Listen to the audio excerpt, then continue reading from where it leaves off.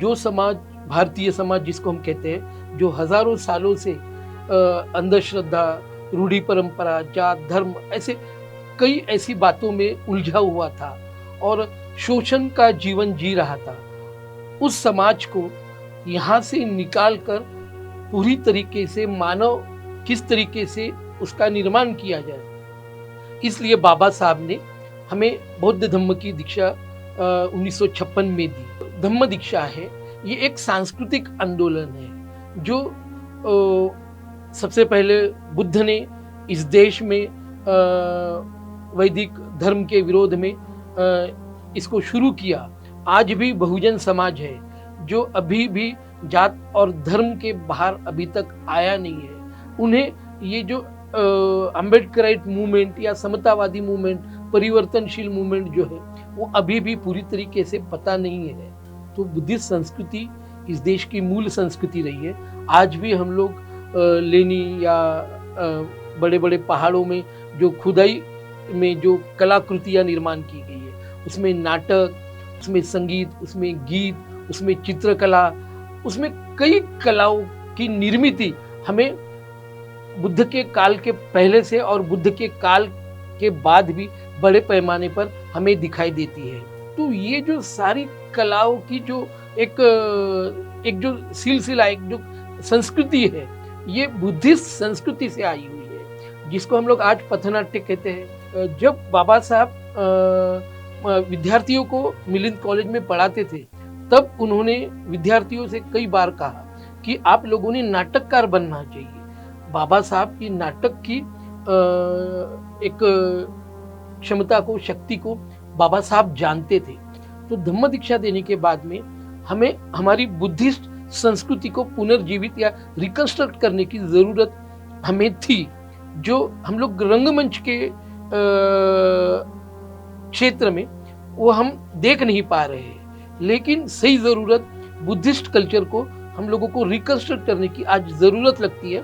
सामाजिक तौर पर, सांस्कृतिक समझ की तौर पर हम लोग जिस लेवल में पहुंचे हैं, वो केवल और केवल धम्म की देन है।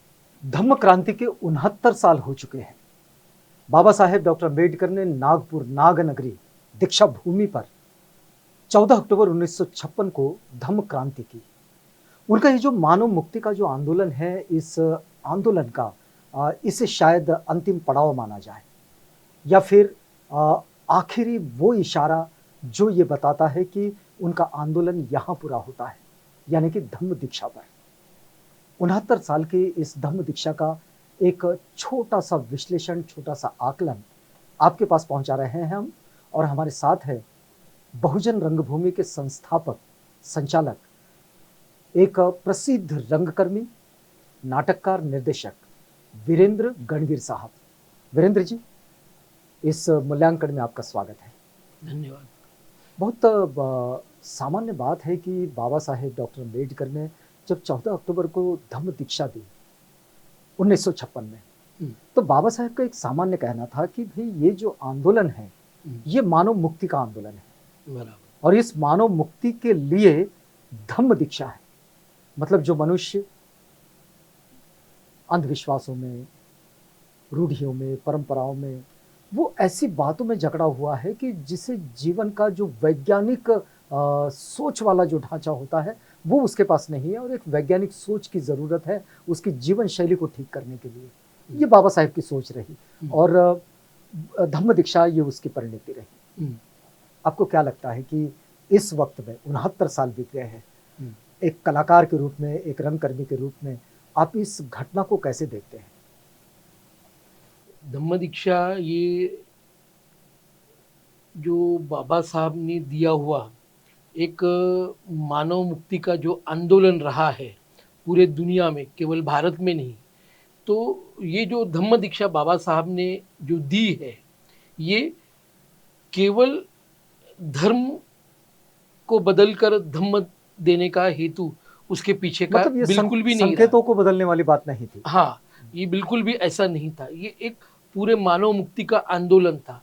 मतलब जो समाज, भारतीय समाज जिसको हम कहते हैं, जो हजारों सालों से अंधश्रद्धा, रूढ़ी परंपरा, जात, धर्म, ऐसे कई ऐसी बातों में उलझा हुआ था और शोषण का जीवन जी रहा था, उस समाज को यहाँ से निकाल कर पूरी तरीके से मानव किस तरीके से उसका निर्माण किया जाए, इसलिए बाबा साहब ने हमें बौद्ध धम्म की दीक्षा 1956 में दी। तो मैं रंगमंच पर काम करते हुए मुझे ऐसा लगता है कि धम्म दीक्षा ये एक सांस्कृतिक बहुत बड़ा आंदोलन रहा है, चूंकि लेकिन लेकिन आपका काम भी तो वीरेंद्र जी सांस्कृतिक ही है। बिल्कुल और बिल्कुल। आपके कलाकृतियों के द्वारा धम्म दीक्षा को कभी तो इस विषय को आप देखते होंगे। क्या ये विषय आपके नाटकों में कभी आया? बिल्कुल बिल्कुल आया, मैं वही आपसे बात कर रहा जी था जी। कि जो धम्म दीक्षा है ये एक सांस्कृतिक आंदोलन है जो सबसे पहले बुद्ध ने इस देश में वैदिक धर्म के विरोध में इसको शुरू किया और मानव मुक्ति का आंदोलन बुद्ध ने वहाँ से इसकी शुरुआत की। तो बुद्ध से लेकर बाबा साहब तक हम जो ये कल्चरल मूवमेंट जो देखते हैं जी। ये मूवमेंट अत्यंत महत्वपूर्ण है और हम जो नाटक के माध्यम से या कल्चरल मूवमेंट के माध्यम से हम जब काम करते हैं तो हमें ऐसे दिखाई देता है कि मूवमेंट तो बड़े पैमाने पर चल रही है, मूवमेंट आगे बढ़ी है, बहुत सारे चेंजेस भारतीय समाज में आए हैं, लेकिन हम जो अम्बेडकराइट लोग जो है हमें जो इसमें से जो एक रिजल्ट चाहिए वो रिजल्ट हमें जिस तरीके से या जिस लेवल पर चाहिए वो अभी तक नहीं आया है। मैं आपसे थोड़ा सा समझना चाह रहा हूँ कि आप किस तरह का परिणाम चाहते हैं? परिणाम तो ऐसा है कि जैसे हर मानव जी यहाँ समानता में आए, यहाँ में जात धर्म ये पूरी तरीके से खत्म मतलब हो। जो हमारे भारतीय संविधान की जो मंशा है कि एक सामाजिक न्याय स्थापित हो, एक समतामूलक समाज दिखाई दे, जहां आर्थिक सामाजिक जो गैर बराबरी की स्थिति है वो बराबरी में बदल जाए, ये जो बाबा साहेब की सोच रही और वो हमें संविधान में भी उसका एक प्रतिबिंब दिखाई देता है। ये इससे आप क्या अपने नाटकों का विषय भी बनाते हैं कभी? बिल्कुल।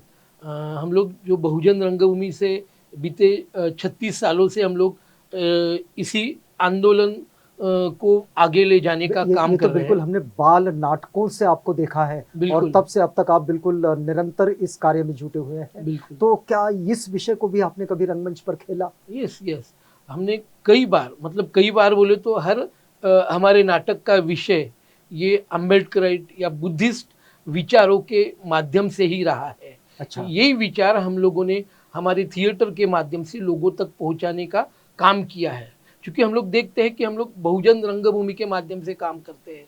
तो यहाँ का जो आज भी बहुजन समाज है जो अभी भी जात और धर्म के बाहर अभी तक आया नहीं है, उन्हें ये जो अम्बेडकराइट मूवमेंट या समतावादी मूवमेंट, परिवर्तनशील मूवमेंट जो है वो अभी भी पूरी तरीके से पता नहीं है। तो उनको पता होना चाहिए। कुल भारतीय समाज को बाबा साहब ये केवल एक स्पेसिफिक कास्ट या धर्म के लिए नहीं थे, ये पूरे भारतीय और दुनिया के लिए एक आइडल थे। तो ऐसा होने के बावजूद भी भारतीय व्यवस्था ऐसी है आज भी कि बाबा साहब को धर्म के दृष्टिकोण से ही लोगों तक पहुंचाया जाता है, या कास्ट के सिस्टम के माध्यम से ही स्पेसिफिक कास्ट के थे या उनका काम इसी के लिए था। यही एक प्रोपोगंडा आज भी राजनीतिक तौर पर या सामाजिक तौर पर ये होता है। तो आप नाटकों में इस भूमिका को बदलने की कोशिश करते हैं? बिल्कुल बिल्कुल, हम लोग यही बदलने की कोशिश करते हैं। इसीलिए हम लोगों ने बहुजन रंगभूमि ये एक आंदोलन को नाम दिया है जी। और ताकि सारा जो SC ST के साथ में सारा जो OBC वर्ग है, माइनॉरिटीज़ है, ये सारे लोग बाबा साहब को समझे, उनके विचारों को समझे। इसीलिए मैंने तो एक हिटलर की आधी मौत जो हमारा एक प्ले है जी, तो उस प्ले के माध्यम से हम लोगों ने ये शीर्षक बड़ा एक अलग सा शीर्षक है। क्या सोचकर ये नाटक बनाए थे आपने? एक्चुअल में देखिए ऐसा है कि हिटलर की आधी मौत, हिटलर ये एक प्रवृत्ति है और ये प्रवृत्ति हर काल में भारतीय समाज में हमें बड़े पैमाने पर दिखती है। आज का यदि हम उदाहरण ले तो हमें ये दिखता है कि आज हिटलर ने अपना सिर बड़े पैमाने पर ऊपर निकाला है, और ऐसी स्थिति में इस हिटलर को किस तरीके से परास्त किया जाए, जो मानवीय समाज को पूरी तरह से नष्ट करने का काम कर रहा है, सामाजिक तौर पर, राजकीय तौर पर, सांस्कृतिक तौर पर, ये हर स्तर पर हमें फिर से उसी स्थिति में ले जाने की कोशिश ये हिटलर कर रहा है। एक प्रतीक करके हम लोगों ने उसमें लिए हैं, लेकिन आज का जो हिटलर है वो हिटलर भी हमारे इस नाटक से कहीं ना कहीं सिमिलरली जुड़ा हुआ है। तो हमने जैसे सेकेंड वर्ल्ड वॉर और डॉक्टर बाबा साहब अम्बेडकर, जो सेकेंड वर्ल्ड वॉर के समय में बाबा साहब हिटलर के विरोध में भारतीय इसमें से वो लड़े, मतलब महार बटालियन उन्होंने निर्माण की और हिटलर के विरोध में मित्र राष्ट्र संघ जो अंग्रेजों का राज था उनके माध्यम से उन्होंने वो मतलब लड़ाई। ये कहानी है उसकी। हाँ, और कहानी तो है, लेकिन वो आज के दौर से भी वो रिलेट होती है। मतलब उस समय का वो एक हिटलर था, और आज हमारे भारतीय समाज में ये जो एक हिटलर है जो पूरी तरीके से मानवीयता को नष्ट करने का जो काम कर रहे हैं, उसे हम लोग किस तरीके से नष्ट किया जाए। मतलब एक तरीके से हम लोग इसको ऐसा कह सकते हैं कि ये ऐतिहासिक, मतलब मानवीय संवेदनाओं के साथ आगे बढ़ने का एक संदेश लेकर ये नाटक यस आता है। यस, मतलब मानवीय प्रवृत्ति को किस तरीके से हम लोग एक विचारों के माध्यम से, थिएटर के माध्यम से या कल्चरल माध्यम से हम लोग कैसे उसको सही तौर पर लेकर जाए। वीरेंद्र जी, ये आप थिएटर जो कह रहे हैं, थिएटर पे आप इतने लंबे बरसों से काम कर रहे हैं, लंबा समय हो गया आपको, 30-35 साल का वक्त आपने कहा। एक बात तो बताइए कि इस वक्त भी हम देखते हैं कि ये जो सारा रंगमंच का क्षेत्र है, इस क्षेत्र पर एक वर्चस्व तो दिखाई देता है जो प्रस्थापित विचारधारा का है, और आप जो बात कर रहे हैं बहुजन विचारधारा की, इस बहुजन विचारधारा को किस तरह की कठिनाइयाँ होती है, या फिर ये बड़ी सहजता से इसमें खड़ा हो जाता है? नहीं, ये तो बदलाव हमें जिस तरीके से चाहिए वो बदलाव अभी तक नहीं आया है, क्योंकि मैंने जैसे अभी कहा कि हिटलर हमारे सिर पर खड़ा होने। नहीं, हम ये जानना चाह रहे थे कि रंगमंच के क्षेत्र में हाँ बिल्कुल, जो प्रस्थापित विचारधारा है, उसमें आप अपनी विचारधारा को खड़ा कर भी पाते हैं या फिर नहीं कर पाते हैं? नहीं, करने की तो कोशिश हम लोग करते हैं। हमारे जो अभी 70 के करीब नाट्य कृतियों का मंचन हम लोगों ने देश भर में किया है, तो ये हमारा एक मूल उद्देश्य ही रहा है। क्या इसका कोई विशिष्ट दर्शक है या फिर आम दर्शक इसको देखता है? नहीं, कोई विशिष्ट दर्शक नहीं है। पहले होता था विशिष्ट दर्शक, लेकिन अभी धीरे धीरे वो बदल रहा है। मतलब जो ऑडियंस की जो बात आप कर रहे हैं, तो वो ऑडियंस भी आज बहुजन समाज आ रहा है, वो समझने की कोशिश कर रहा है। तो बदलाव तो हुए हैं, लेकिन हमको जिस तरीके से बदलाव चाहिए वो पूरी तरीके से बदलाव होना अभी बाकी है। अच्छा, इन कलाकृतियों को देखकर जो विशिष्ट विचारधाराओं के साथ खड़ी होती है, विचारधारा को लेकर आगे बढ़ती है, इन कलाकृतियों को देखकर दर्शकों का क्या मत होता है, क्या प्रतिक्रिया होती है? कभी कोई मिलते हैं या नहीं? बिल्कुल बिल्कुल, हम लोगों को तो ऐसा अनुभव रहा है जी। कि हम लोग जब नाटक करते हैं तो नाटक का मंचन होने के बाद में कई ऑडियंस डायरेक्ट स्टेज पर आती है। मतलब इतना असर उनके ऊपर होता है, वो सारी चीज़ों से खुद जो रूबरू होते हैं, जो पहले ऑडियंस के तौर पर देखते हैं, फिर वो कलाकारों के बीच में आकर वो अपनी भावनाएं, अपने विचार प्रकट करने की कोशिश करते हैं, उस पर चर्चा वो वहीं पर करते हैं। तो मुझे ये लगता है कि नाटक ये माध्यम है जो हमारे दिमाग और मन पर असर करता है। तो ये असर जो है उनके भी विचारों में, थिएटर का जो ये बदलाव है, ये बदलाव उनमें आ रहा है, और वो सिर्फ वहाँ तक ही नहीं सीमित है। तो वो बदलाव लाने के लिए वो हमारे कंटिन्यू प्रेक्षक बनते हैं, कंटिन्यू हमारे प्ले देखने मतलब आते एक बार आ गए तो फिर बार बार आते हैं? हाँ, बार बार आते। तो जैसे हम लोग लेकिन नाटक आप कहाँ कहाँ खेले हैं? हम लोग तो प्रोसिनियम थिएटर में भी प्लेस करते हैं, नुक्कड़ नाटक भी करते हैं, हर जगह करते हैं, महानाटक भी करते हैं। तो ऐसा स्पेसिफिक थिएटर नहीं रहा है कि पहले हम लोग रास्ते पर ही करते थे या फिर बहुत कम हम लोग प्रोसीनियम में करते थे। आज हम लोग हर जगह पर जाकर थिएटर के माध्यम से अपनी बात रखते हैं। जी वीरेंद्र जी, एक और भी बात है जो इस क्षेत्र में दिखाई देती है कि ये जो विचारधारा है, मतलब जैसे कि अंबेडकर बात कह दिया जाए या फिर बहुजन विचारधारा कह दी जाए, इस विचारधारा को लोग राजनीतिक विचारधारा मानते हैं। बिल्कुल। या फिर लोग कहते हैं कि भाई ये कोई सोशल वर्कर वाला काम है और इसका कला संस्कृति से, कला साहित्य से इसे आप कैसे जोड़ते हैं? देखिए, एक्चुअल में हम लोग संस्कृति की बात यदि करते हैं तो इस देश की मूल संस्कृति जो है, जो बुद्धिस्ट संस्कृति हम लोग कहते हैं, तो बुद्धिस्ट संस्कृति इस देश की मूल संस्कृति रही है। आज भी हम लोग लेनी या बड़े बड़े पहाड़ों में जो खुदाई में जो कलाकृतियाँ निर्माण की गई है, उसमें नाटक, उसमें संगीत, उसमें गीत, उसमें चित्रकला, उसमें कई कलाओं की निर्मिति हमें बुद्ध के काल के पहले से और बुद्ध के काल के बाद भी बड़े पैमाने पर हमें दिखाई देती है। हमें तो ऐसा भी पता चलता है कि बुद्ध भी एक कलाकार थे जो बांसुरी बजाते थे। उनके समय में भी नाट्य कलाएं उनके राजकक्ष में प्रस्तुतियाँ होती थी। हम लोग वहाँ से अगर लेते हैं तो भारतीय रंगमंच का जैसे पहला नाटककार कालिदास को कहा जाता है, लेकिन उसके भी पहले बदंत अश्वघोष जो थे, ये भारतीय रंगमंच के पहले नाटककार थे। उन्होंने पहला नाटक भारतीय रंगमंच पर उन्होंने खुद उर्वशी वियोग की प्रस्तुति की। वो खुद कवि थे, महाकवि थे। उन्होंने गीत लिखे थे, वो लाइट्स करते थे उस समय में, वो संगीत देते थे। तो ये जो सारी कलाओं की जो एक जो सिलसिला, एक जो संस्कृति है, ये बुद्धिस्ट संस्कृति से आई हुई है, जिसको हम लोग आज पथनाट्य कहते हैं।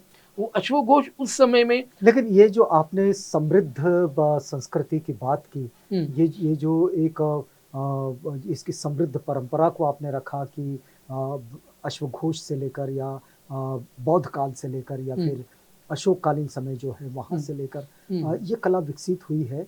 बाबा साहेब की जो धम्म क्रांति हुई 14 अक्टूबर 1956 में, तो ये जो समृद्ध विरासत है बौद्ध कला की, बौद्ध संस्कृति की, ये इस वक्त उसका कोई प्रतिबिंब आपको दिखता है? एक कलाकार के रूप में आप क्या देखते हैं? बिल्कुल बिल्कुल। बाबा साहब ये खुद अच्छे आर्टिस्ट थे, अच्छे कलाकार थे। यदि हम लोग देखें तो एलिफिंस्टन कॉलेज में जब वो बीए कर रहे थे मुंबई में, तब उन्होंने शेक्सपियर का किंग लियर नाटक प्रहसने के रूप में उन्होंने प्रस्तुत किया, जिसे धम्म दीक्षा के समय में उन्होंने 1956 में दीक्षा भूमि में युग यात्रा, ये म.भ. चिटनीस का जो नाटक है, ये उस समय में बाबा साहब के संकल्पना में वो प्रस्तुत किया गया। उसके पहले भी औरंगाबाद में मिलिंद कॉलेज में उसकी प्रस्तुति दी गई है। जब बाबा साहब विद्यार्थियों को मिलिंद कॉलेज में पढ़ाते थे, तब उन्होंने विद्यार्थियों से कई बार कहा कि आप लोगों ने नाटककार बनना चाहिए। बाबा साहब की नाटक की एक क्षमता को, शक्ति को बाबा साहब जानते थे। बाबा साहब खुद तबला बजाते थे, अपना ये भी बजाते थे, वायलिन बजाते थे। तो इस तरीके से बाबा साहब में भी कई गुण थे। जब बाबा साहब फॉरेन में थे, तब वो भारतीय नाटकों के ऊपर में भी समीक्षा लिखकर यहाँ के लोगों को वो भेजते थे और वो खुद पढ़ते भी थे, यहाँ की जो समीक्षा नाटकों पर आती थी। तो ये एक समृद्ध कला है, बाबा साहब ने ये जाना, और इसीलिए बाबा साहब ने भी जो हम लोग अम्बेडकरी जो जल से कहते हैं अपने भाषणों के पहले, वो उसका भी प्रस्तुतियाँ बाबा साहब अपने भाषणों के पहले वो रखते थे। तो इस तरीके से सारा जो है ये बाबा साहब बुद्ध से वो चलता आ रहा है, ये जो मूवमेंट है कल्चर। नहीं, ये तो चल रहा है। मैं ये समझना चाह रहा था कि ये 69 सालों में, मतलब दीक्षा के बाद, आपने एम.बी. चिटनीस की बात की, प्राचार्य एम.बी. चिटनीस की, जिनका युग यात्रा वो दीक्षा समारोह के समय उसका मंचन किया गया। लेकिन उसके बाद की जो स्थिति देखते हैं ये जो बौद्ध कला और संस्कृति की जो समृद्ध विरासत है, इसका कितना प्रतिबिंब दिखाई देता है इधर की कलाकृतियों में, मतलब 1956 के बाद वाली कलाकृतियों में? क्या ऐसा कोई दिखाई देता है कि उस कला को आधार बनाकर उसका प्रतिबिंब लेकर आया गया? आप मंचन में, आपके मंच की प्रस्तुतियों में आप कहीं इसे देखते हैं? बात ऐसी है कि वो प्रतिबिंब जिस पैमाने में दिखना चाहिए जी, वो दिखाई नहीं देता। जैसे दलित आंदोलन को लेकर 56 से या उसके पहले से जो क्या चलता आ रहा है, आपका संबंध एट्रोसिटीज से है?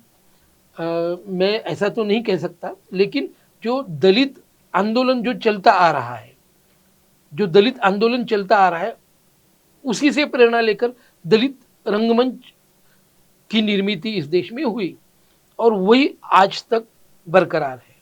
मुझे ऐसा लगता है। इसके अलावा जैसे 1956 में बाबा साहब ने धम्म दीक्षा दी, तो धम्म दीक्षा देने के बाद में हमें हमारी बुद्धिस्ट संस्कृति को पुनर्जीवित या रिकंस्ट्रक्ट करने की ज़रूरत हमें थी, जो हम लोग रंगमंच के क्षेत्र में वो हम देख नहीं पा रहे हैं।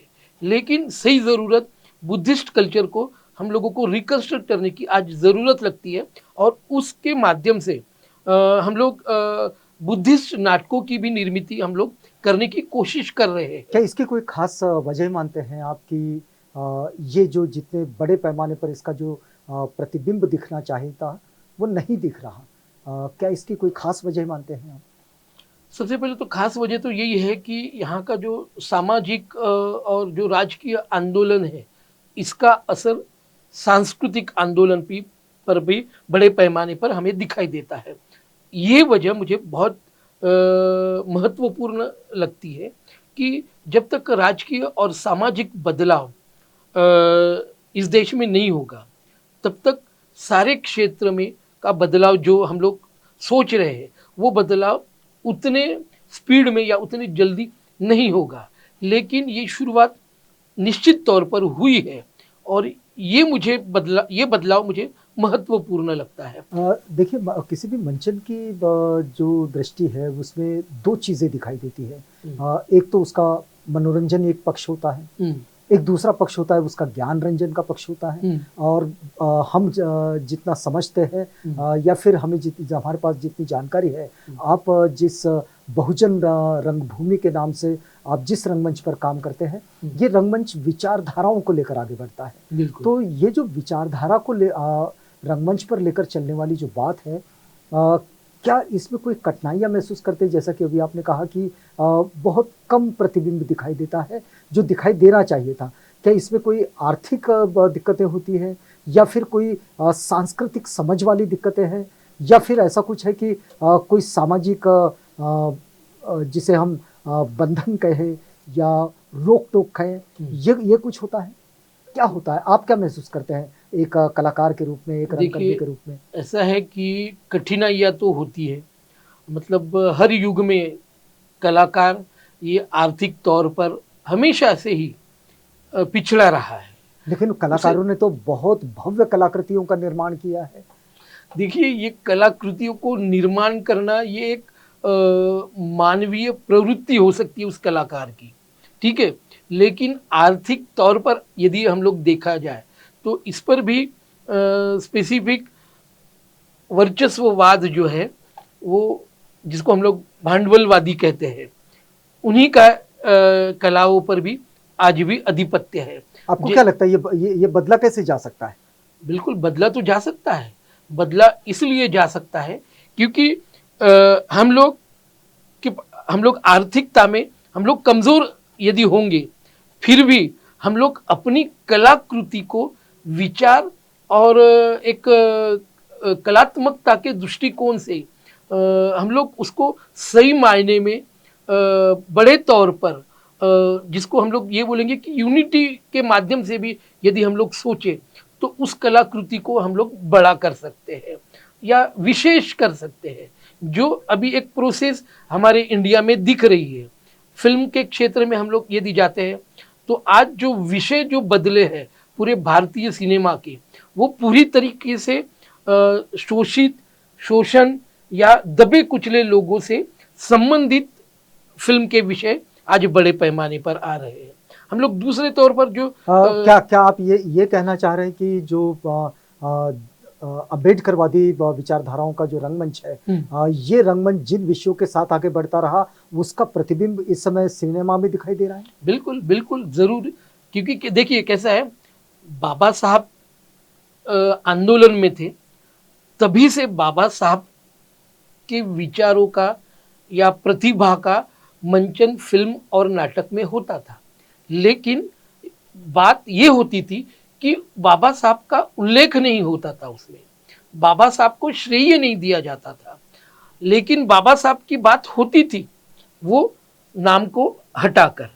तो मुझे ये लगता है कि आज जो प्रतिबिंब दिखाई दे रहा है फिल्मों पर या नाटकों पर, हम लोग महानाट्य की भी बात कर सकते हैं कि ये जो बहुत बड़े पैमाने पर जो पैसों की जो आर्थिक उलाढाल हमें दिखाई देती है, ये महानाट्य में मतलब 10 लाख तक के एक मंचन का खर्च होता है, या 15 लाख भी बोले तो भी कम नहीं होगा। तो ये जो चल रहा है ये सारा अम्बेडकराइट कलाकृति की प्रतिमाओं को देखकर ये बदलाव दिखाई दे रहा है। फिल्मों में भी वही बदलाव दिखाई दे रहा है। अब प्रोसीनियम ऐसा है कि प्रोसीनियम में लोगों को लाना पड़ता है, ऑडियंस को लाना पड़ता है, लेकिन फिर भी जैसे मराठी रंगमंच हो या हिंदी रंगमंच हो, वो कहते हैं कि ऑडियंस नहीं है। लेकिन आज हम लोग जो प्रस्तुतियां करते हैं उसमें हाउसफुल होते हैं, मतलब ऑडियंस खचाखच भरकर नाटक देखने आती है। तो ये तो बदलाव है। पहले जैसे रंगमंच में आप इस बदलाव को, यदि मैं आपसे पूछूं कि बाबा साहेब की जो धम्म क्रांति है, इस धम्म क्रांति के संदर्भ में इस बदलाव को आप कितने मार्क्स देना चाहेंगे? मार्क्स की बात तो मैं नहीं करूंगा, लेकिन मुझे ऐसा लगता है कि मार्क्स देने के बजाय हम जो विचार रख रहे हैं जी, हम जो सोच लेकर काम कर रहे हैं, कंटिन्यूटी में काम कर रहे हैं। हमारा कोई मनोरंजन का साधन नहीं है थिएटर, तो हम लोग एक दिन या दिवाली दशहरे के दिन हम लोग करेंगे। हम लोग 12 महीने हम लोग थिएटर करते हैं। तो जब ये करते हैं तो उसका जो फल एक तरीके से कहा जाए तो वो फल दिखाई दे रहा है, और वो 100% डिवोशन देकर हम लोग काम कर रहे हैं। तो वो तो निश्चित रिजल्ट तो आएगा ही, तो वो रिजल्ट आ रहा है। बाबा साहेब की धम्म क्रांति का ये परिणाम है, ऐसा आप मानोगे क्या? बिल्कुल। देखिए कैसा है, यदि बाबा साहब ने धम्म नहीं दिया होता तो आज हम लोग जिस स्तर पर पहुंचे हैं, मतलब बौद्धिक स्तर पर, हाँ, बौद्धिक स्तर पर, सामाजिक तौर पर, सांस्कृतिक समझ की तौर पर हम लोग जिस लेवल में पहुंचे हैं वो केवल और केवल धम्म की देन है। ये हमने समझने की ज़रूरत है, क्योंकि कल्चर क्या होता है? Culture is a state of mind and way of life. ये जीवन जीने की एक कला है। वो कला हम लोग जो जी रहे हैं, जैसे एक बात मैं आपसे ये कहना चाहता हूँ कि कैसा होता है कि हमको ये समझ आ गई है कि कौन हम पर अन्याय कर रहा है, कौन हम पर अत्याचार कर रहा है। पहले हमें समझ में नहीं आता था कि हमारे साथ क्या हुआ है। आज वो चीज हम लोग समझ लेते हैं, हमारे बौद्धिक दृष्टि से, हमारे मन से, हमारे अनुभव से, हमारे विचारों से। तो कास्ट सिस्टम और धर्म का जो खेल है वो खेल आज भी बहुजन समाज को नहीं समझता, लेकिन अम्बेडकरेट बुद्धिस्ट लोगों को ये निश्चित तौर पर समझता है। और ये एक बहुत बड़ा बदलाव मैंने कल्चर में खुद अनुभवित किया है, और सामाजिक तौर पर भी हम लोग जो आंदोलन चला रहे हैं ये भी समझ चुके हैं। इसीलिए बदलाव ये कोई छोटे स्पैन का समय, छोटा समय नहीं है, इसको हज़ारों साल लगते हैं, और वो प्रोसेस में है। जो बदलाव है वो हमारे लिए निश्चित ही उत्साहदायी है, लेकिन मैं यहाँ तक सीमित नहीं रखना चाहता हूँ। इससे आगे बढ़कर धम्म को बहुजन समाज ने समझना चाहिए, और समझकर उस पर उन्होंने काम करने की कोशिश करनी चाहिए। क्योंकि मेरा ये कहना है कि मेरे साथ जो आज युवा काम करते हैं, बहुजन समाज वाले, ओबीसी समाज हो या बाकी के जो समाज है, वो जब बहुजन रंगभूमि में मेरे साथ काम करते हैं तो उनको बाबा साहब और ये मूवमेंट समझाना ये एक बहुत बड़ी चीज़ होती है। क्योंकि वो समझने की कोशिश करते हैं लेकिन घर वाले समझने की कोशिश नहीं करते, वो उसी रूढ़ी परंपरा में ये करते हैं। तो ये बदलाव जो है, ये बदलाव शुरू हो चुका है और आने वाले दिनों में निश्चित तौर पर बुद्धिस्ट रंगमंच, जो हम लोग कहते हैं कि कल्चर का एक बहुत बड़ा ये रहा है, उसको हम लोग निश्चित तौर पर रिकंस्ट्रक्ट करने की कोशिश कर रहे हैं। जैसे कि बाबा साहेब कहते हैं कि ये जो मानव मुक्ति का आंदोलन है और ये सब लोगों के पास पहुंचना चाहिए, क्योंकि ये समानता, स्वतंत्रता, भाईचारा, मैत्री, इन चीज़ों को हमारे जनजीवन में, उनके जीवन शैली में आए, इसके लिए इसकी ज़रूरत है। ये बाबा साहेब का मानना है, बाबा साहेब का कहना है। आपको क्या लगता है कि इस कार्य को आगे बढ़ाने में रंगमंच कितनी सहायता कर सकता है? जैसे कि लोग फिल्मों से देखते हैं, फिल्मों का प्रभाव होता है, लोग चित्रकलाओं से, कविताओं से, साहित्य को पढ़कर इन सब चीज़ों को देखते हैं, समझते हैं, लोगों की भूमिकाएं बदलती हैं, लोग इस बात को ठीक से समझने लगते हैं। रंगमंच इसमें कितना भूमिका अदा कर सकता है, क्या लगता है आपको, देखिए एक रंगकर्मी के रूप में? देखिए कैसा है कि नाटक और फिल्म ये दो अलग अलग माध्यम हैं, और ये दोनों माध्यम निश्चित तौर पर हजारों सालों से मानवीय पटल पर वो अपना असर कायम रखे हुए हैं। तो मुझे ये लगता है कि जब तक जैसे इंसान है तब तक रंगमंच की भी ज़रूरत है, जब तक इंसान है तब तक फिल्म की भी ज़रूरत है।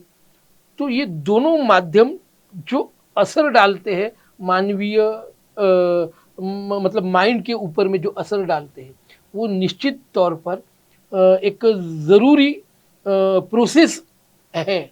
और ये प्रोसेस को मुझे ऐसा लगता है कि बहुजन कलाकारों ने समझने की ज़रूरत है। और ये यदि वो समझ जाए, ये समझने के लिए बहुत सारे प्रोसेस करने पड़ेंगे, उनको थिएटर के साथ जुड़ना पड़ेगा।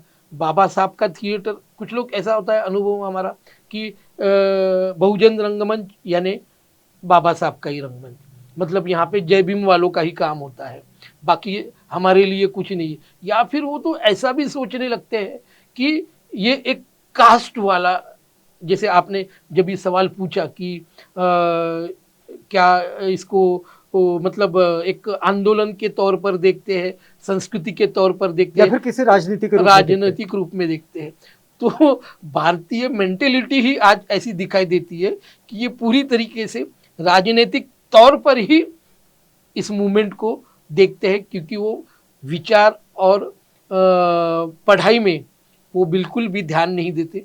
उनकी ये बहुत ज़्यादा ज़रूरत है, और मुझे ऐसा लगता है कि उन्हें शायद नहीं समझता हो, तो वो हमारा काम है कि हम समझाएं। वीरेंद्र जी, कला और संस्कृति ये इतना विशाल क्षेत्र है, आपसे बातचीत करने में बड़ा अच्छा लग रहा है, लेकिन ये वक्त जो है ये पूरा होने जा रहा है। मैं आपसे एक आखिरी टिप्पणी लेना चाह रहा हूँ इस पूरी बातचीत पर। आप क्या कहोगे?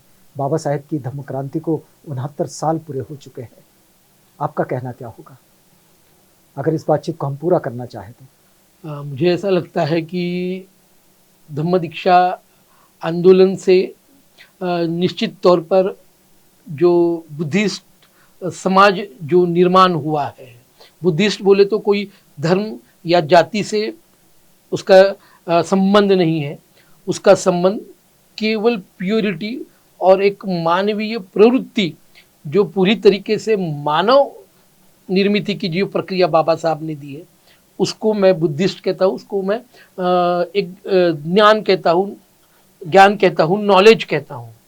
तो ये जो एक वर्ग बना है, बुद्धिस्ट वर्ग जो बना है, ये वर्ग से निश्चित तौर पर बहुजन समाज ने प्रेरणा लेकर अपने आप को बदल कर एक जो यहाँ की जो एक ब्राह्मणवादी जो सोच है, या ब्राह्मणवादी जो एक थोपी हुई झूठी संस्कृति है, इस संस्कृति को समझना और इसका अध्ययन करना और इस इन विचारों के ऊपर में चलकर खुद में बदलाव लाना, ये समस्त मानव जाति के लिए ये बदलाव बहुत महत्वपूर्ण होगा। और निश्चित तौर पर आगे आने वाले दिनों में ये जो देश है कि विकसित और एक जो बोलेंगे नॉलेजेबल देश बनेगा, ऐसा मुझे लगता है। चलिए, बहुत बहुत धन्यवाद आपका। हम लोग बातचीत कर रहे थे धम्म क्रांति के 69 साल पूरे होने पर प्रसिद्ध रंगकर्मी, नाटककार और निर्देशक वीरेंद्र गणवीर जी से, जो कि बहुजन रंगभूमि इस बैनर के साथ बड़े लंबे समय से काम कर रहे हैं। वीरेंद्र जी, आप हमारे साथ आए, हमसे बातचीत की, आपका बहुत बहुत धन्यवाद। आप बने रहिएगा आवाज़ इंडिया के साथ, प्रोग्राम आगे भी जारी है।